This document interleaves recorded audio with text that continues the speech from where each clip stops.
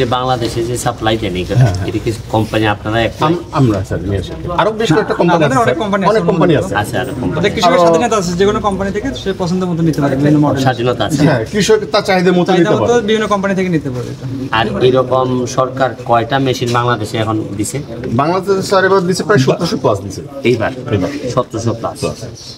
তবে স্যার আমাদের সিলেট অঞ্চলে বেশি পাই আমরা আর কি, বেশি হাওড়া এলাকায় বেশি, হাওড়া অঞ্চলে বেশি। আচ্ছা, আপনারা কি ভুট্টারে এইগুলো পারেন এইভাবে? হ্যাঁ স্যার, ভুট্টা আছে স্যার।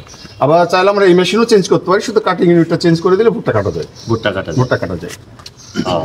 আবার ভুট্টা কাটা আলাদা একটা মেশিনও আছে স্যার। কেউ যদি মনে করেন আমি এটাতে গম কাটতে পারবে, গমও কাটবে, ভুট্টাও কাটতে পারবে স্যার, শুধু কাটিং ইউনিটটা চেঞ্জ করলে হয়। তা এবার তো এখন তো এই মেশিনটা আসার পর তো আর আমরা এই খবর শুনতেছি না যে ওই যে বৃষ্টিতে পড়ে গেছে বা বন্যা চলে আসছে সুনামগঞ্জে, এখন তার এইরকম হয় না। এর আগে বন্যার আগে এটা মনে হয় গত 3-4 বছর আগেই তো হয়েছিল। হ্যাঁ, গত বছর বন্যাতে হয়েছিল বন্যাতে যে আপনি একবার সিলেটে গেছিলেন, অনেক অবদান ছিল স্যার সেই সময় তো স্যার মানে পানি আসা শুরু হয়েছিল, সেই সময় যাদের কাছে মেশিন গুলো তার দ্রুত কেটে নিতে পারছিল। কিন্তু অন্যরা পারে না স্যার, অন্যরা কারণ পানিটা তো খুব দ্রুত চলে আসছিল সেই সময়, মানে পানি আসা শুরু মাত্রই ধানগুলো কাটতে পারছিল স্যার।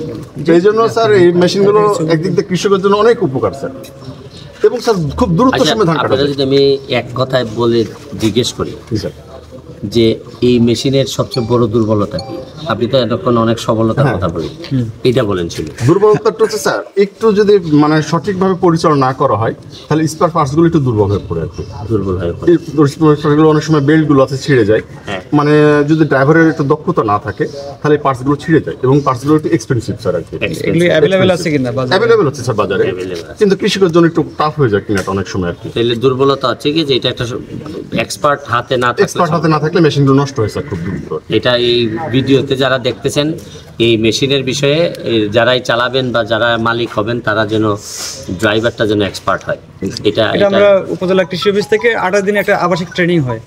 আমরা এই 2 জন কিন্তু এখনো আছে ট্রেনিং এ, এবং যারা যেহেতু নতুন যন্ত্র এগুলো যাতে এক্সপার্ট ছাড়া কিন্তু হবে না, এই কারণে হাতে কলমে 28 দিন ধরে তাদের প্র্যাকটিস করানো। এটা কি ওনারা কোম্পানি থেকে এসে কোম্পানি থেকে না, এটা আমাদের প্রকল্পের আওতায়। ওনার প্রকল্প আওতায় ময়মনসিংহ আছে, তারা আলাদাভাবে করতে পারে। আমরাও ট্রেনিং দিয়ে দিই। এটা যারা তাদের কোম্পানি যারা পাচ্ছে তারা হয়তো দিচ্ছে, কিন্তু আমরা বেসিক্যালি আমরা প্রকল্পের আওতায় যারা আগ্রহী উদ্যোক্তা আছে তাদেরকে আমরা এটা ড্রাইভিংটা শেখানো হয় আর কি। ঠিক আছে, চলেন সামনে যাবো।